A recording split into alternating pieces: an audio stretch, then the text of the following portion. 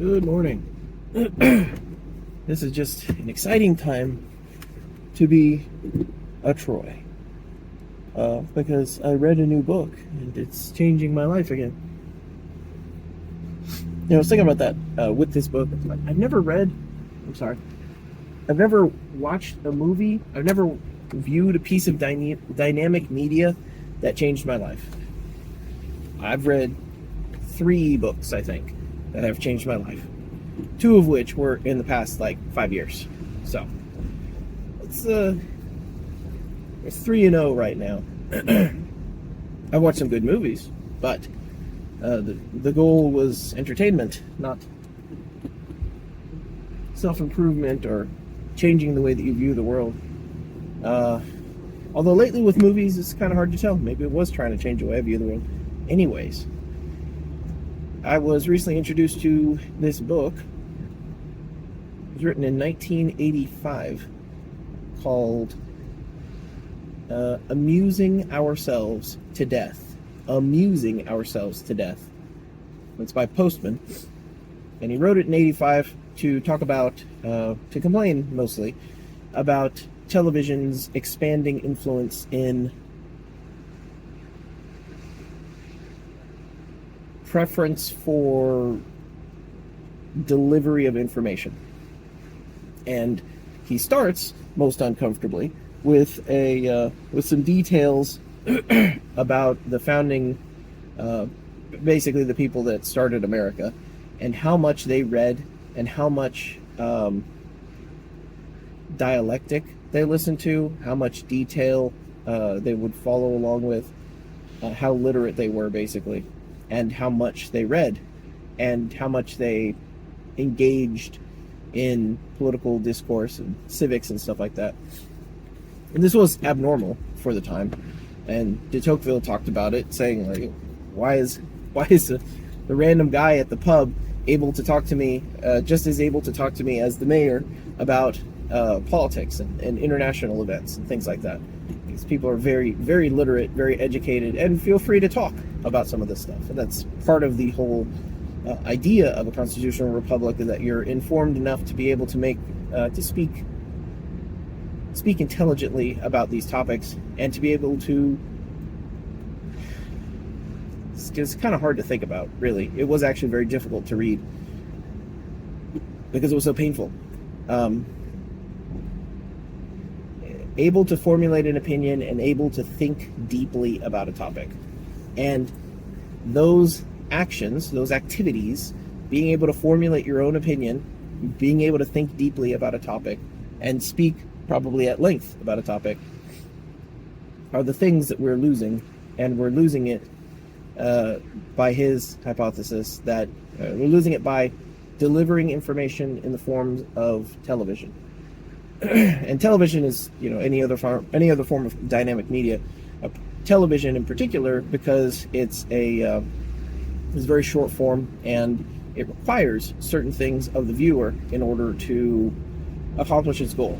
And it wants that goal, so it,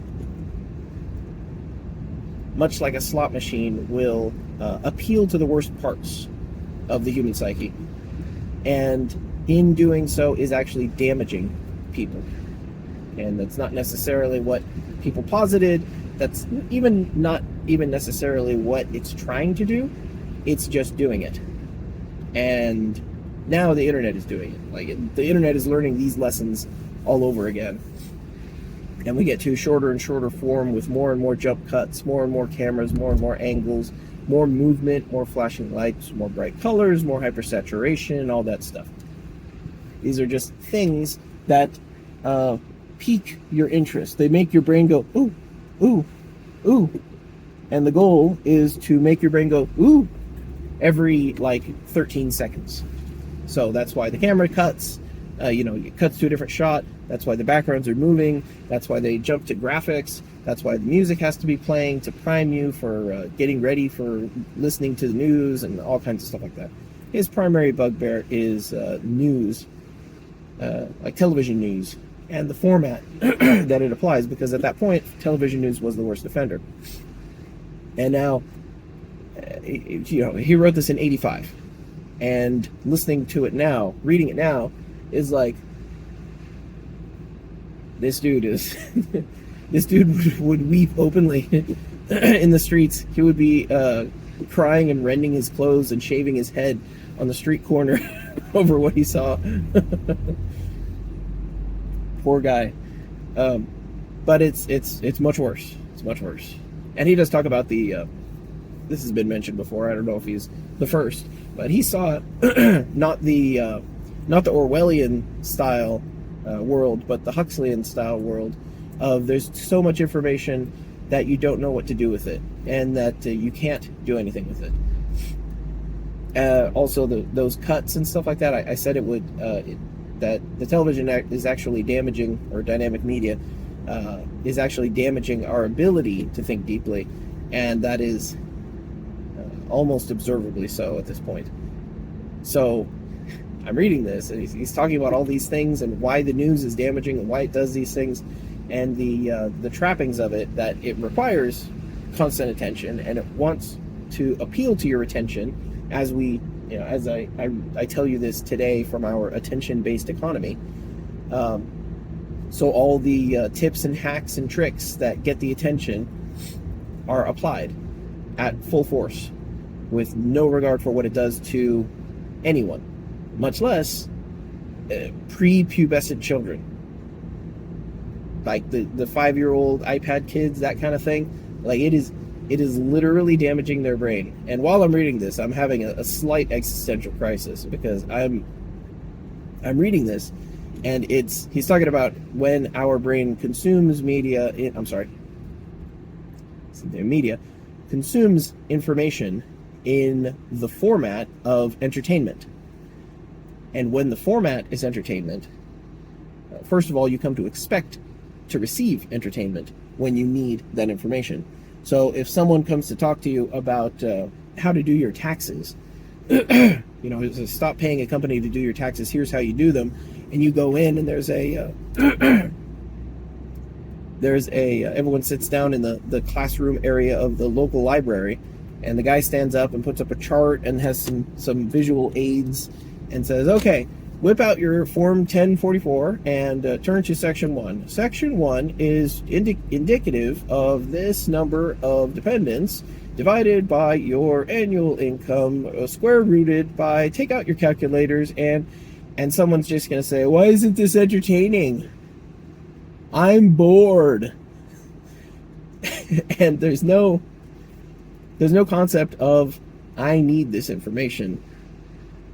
It's important that I put this information up here, that I process this information, that I receive this information and be able to work with it and use it and think deeply on it. But I can't, because my brain is bored. My brain wants this to be entertainment. And there are games, it's like anime girl games, dating games that will teach you how to do your taxes or generate your taxes. I'm not sure what it is. It's something like that. You can look it up. But the point is, like, everything must be entertainment, because your brain comes to expect that everything will be entertainment. And when something is not entertainment, then you rebel against it, or you just can't figure it out. I just can't process this information. I just have trouble thinking about it that way. Why can't this be a YouTube short with an animated video or something like that? It needs to be entertainment, because that's the way that you prefer to process information. Now, preference is one thing, but to make it a standard is the real hazard. Because if you process information in 20-second video clips, or 20-second clips of any kind, frankly, and you do that for years, and that is the primary way that you consume information, primary way that you receive information, do not be surprised when you cannot think longer than 20 seconds. I'm going to let this sink into the house.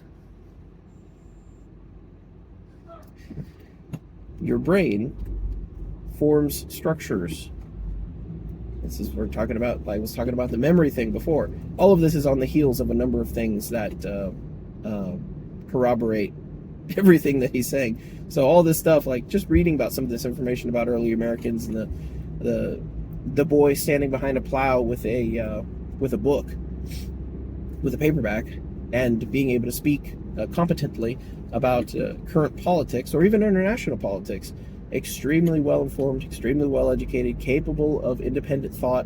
All of this stems from him being able to read, him being able to sit down and put his eyes on text and to process that text, to flick his eyes back and forth over it, to stop and to think about what is being written, what is being the claims that are being made, the desires of the author, maybe even the trappings of the author, if the author is doing the reader a disservice, or if the author is maybe embellishing a little bit.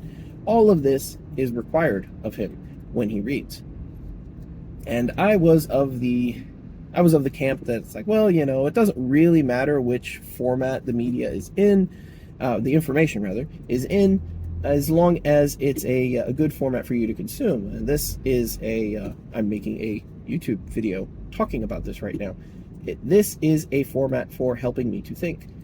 And I realize that now. And that's it's a little bit scary, actually. But this is a format for helping me think, and I prefer audiobooks. I listen to audiobooks frequently. I can enjoy an audiobook. I can also listen to the audiobooks at 2 times speed, which means I can zip through very long books very quickly. And usually while, it's an audiobook, it's while I'm doing something else. This is, this format right here is basically a utility format. It allows me to get a bunch of ideas out that I can review later on and decide if I want to do something with them. I'm the one that views these videos the most and probably gets the most out of them. But this media, this format, has its own trappings. It has its strengths and its weaknesses, and it has its, I guess it has an effect. So this is, I don't want to deliver this information in this format, but this is, you're doing this dance. I was talking about this at church. It's like, well, you don't want to become the world. You don't want to become short form, lots of jump cuts, super saturated, super exciting thing in order to get the people whose attention spans are literally retarded. That was the thing at this. We are literally retarded. If your brain is capable of more processing, is capable of more ability, is capable of remembering things for longer than 20 seconds, and you stunt it, and you hobble it, and you shackle it, you are retarded. You are retarding yourself and your abilities. I am retarded. You are retarded. We are retarded. And it's kind of cringy to say it, but it is what it is. Like that TikTok is screwing up the attention spans. Well, it's not just screwing up the attention spans. It's removing the ability to think. It's removing the ability to have creative thought. Let me track back these ideas here. So I'm delivering this in this format because it's kind of a utility format, because I want you to be introduced to the idea. I want you to understand it and decide whether or not you want to look more into it. And if I write a blog post about this, and this is something that I've come to realize, it is some people prefer reading, period. And some people prefer videos, period. And if you do not produce content, information in those formats, they're just not going to consume it. So I did want to make this. I want to invite you to look at more information about it, but I don't want you to use this too much because it is literally retarding us. So I would consume information in the format of audiobooks, and I would be able to recall certain things about it.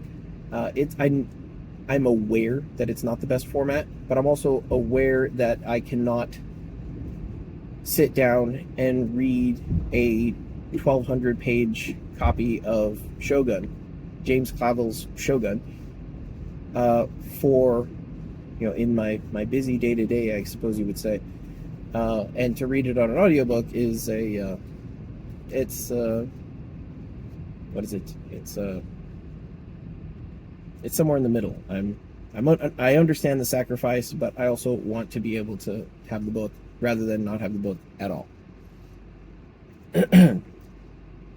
So it's kind of a backhanded thing. It's a little bit, not quite sure if it's okay or good or bad or what, but if the alternative is someone not consuming this information, not receiving this information, then it's better than nothing, I suppose.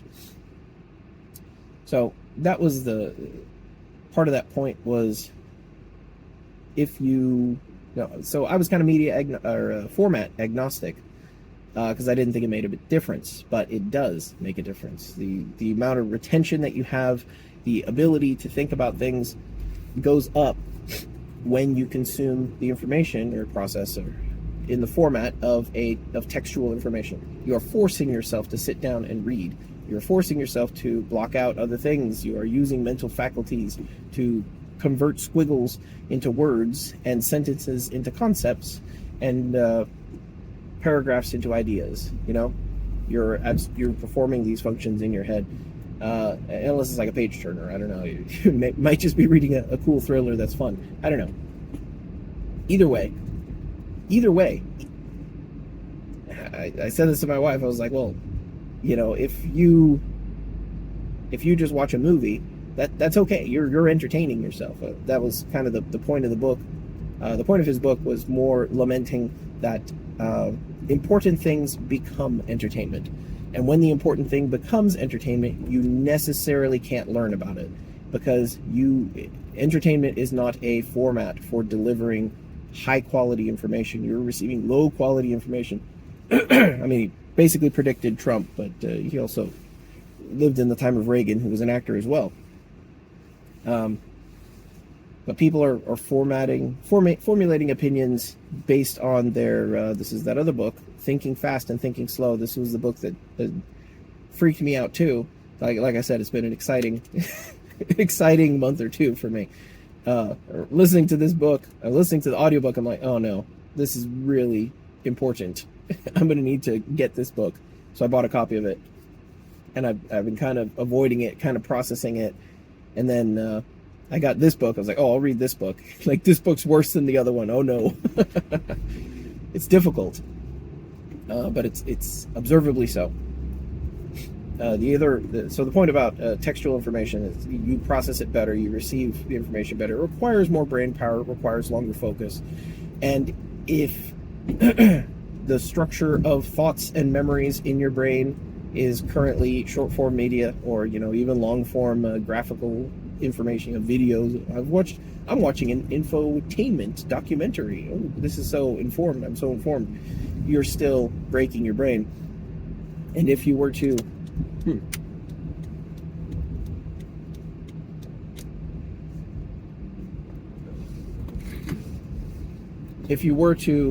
consume this information in text format, everything is better. Everything is better, and the structures that form in your brain, as far as thoughts go, and having continuous ideas, continuous thoughts that fit together, is improved. And I told my wife, like, it might not make a difference if you just read, you know, watch a trash movie for entertainment or read some trash novels for entertainment, but actually it's actually not so, because the act of reading requires more of your brain power and turning ideas and concepts into sentences and thoughts and things that you have to not only imagine in your head but hold in your head at the same time. You know, reading a paragraph, you get to the end of the paragraph, you don't just forget what happened at the front of the paragraph. But with video, you can.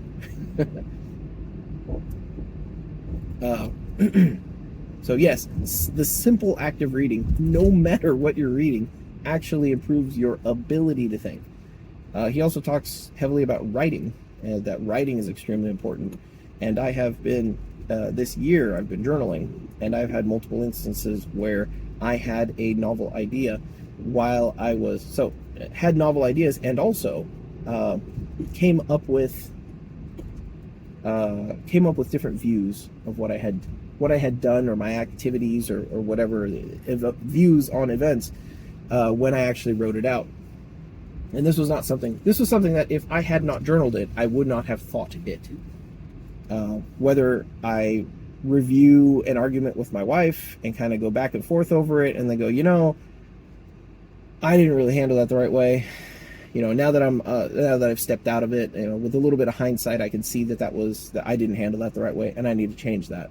And then later when I read it, I refresh that and behave differently. That has been fantastic. But that pales in comparison to the idea of me discussing something that I saw, a video that I saw on something, and then as I'm writing it out, I go, this kind of implies that I would be able to do this, and if I do that, that would be a great idea. Yeah, that's a great idea. I'll do that. And then, like, that idea came straight from me thinking about the events, me simply reflecting on the events that happened. And the act of reflection was aided by me writing it out. And there are many people that will tell you, if you want to learn about a topic, write a book about it. If you want to learn about something, write an essay about it, because it'll force you to learn it. Or teach. Take a class or volunteer to teach someone else about the thing, because you'll be forced to learn all these things, and you'll be forced to turn all these ideas into didact and think deeply on these topics. And it seems to come back to writing. The act of writing requires you to format your thoughts and ideas and memories into coherence. And while you're doing that, you are necessarily reflecting on these ideas, and you are giving yourself another opportunity to think about them. And what that made me realize is that I have not been thinking about events. I have not been thinking about my life. I have not been thinking thoughts. Think about that. If you can. The idea that I would let events happen, I would come away from them with an emotion or an idea like, oh, that wasn't good, or I was right about that, or I don't feel comfortable about that. I watched this thing and it just really kind of unsettled me. And then I just move on. And I still have that experience lingering in there. Something unresolved, I should say. It's like an idea or a thought unresolved.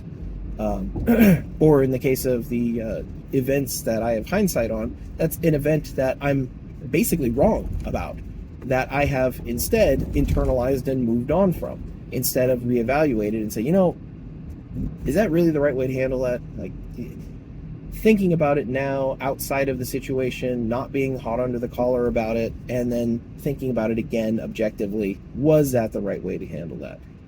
And I was 100% wrong. How much am I wrong about? So all of this is pointing to we're retarded. We don't think. We can't think. And writing and reading fixes most of this.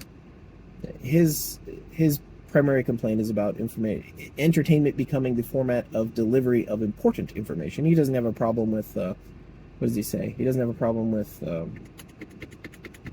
it's like a sitcom or something, some kind of entertainment show. But he does have a problem with Sesame Street and 60 Minutes, because they're pretending to be serious. They're pretending to talk about important things. And unfortunately, they are talking about important things, but because they are on television, they are required to format to the constraints of entertainment, which reduces the effectiveness and ability, well, it reduces everything, actually. That said, it's possible that sitcoms and some of this stuff that's not formatted as important, might be more damaging than he would have realized. But I've been reading more. So these books are pretty scary if you're an American or anyone in the Western world, because it means that we're breaking people.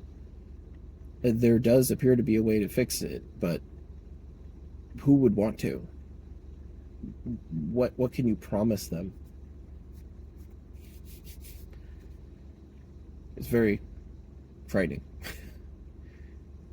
I'll just chuckle uncomfortably. I do find it funny. That is a character flaw. This is terrible. but it's pretty funny. So I recommend reading the book. I recommend reading, and if you must consume it as a as this YouTube video or consume the information as a audiobook, sure, go ahead. But I'm gonna stretch my brain, and I'm gonna try not being retarded.